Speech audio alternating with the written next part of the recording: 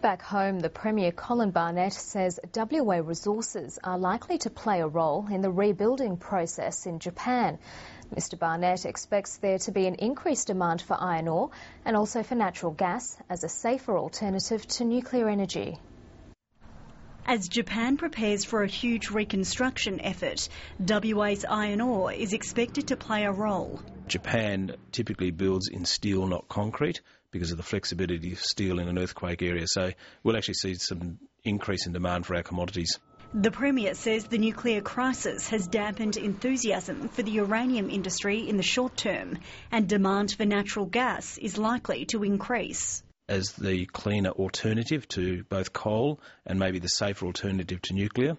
The Premier says the mining industry in WA is going through a period of expansion and Perth's skyline is again filling with cranes.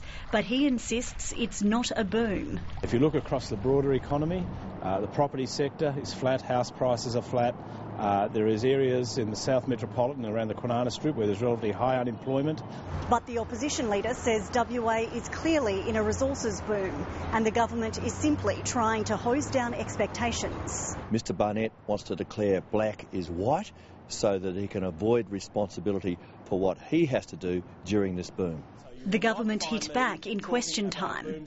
You had one. You had a commodity price boom in 2006 and you squandered it. What we have this week is the unedifying spectacle of people talking about booms, about windfall revenues when they simply don't exist. Some economists say WA hasn't reached the boom yet. The forward-looking figures of investment are very good, and also all the projects that are in the pipeline are really good. He says it's more like a pre-boom period. Alicia O'Flaherty, ABC News.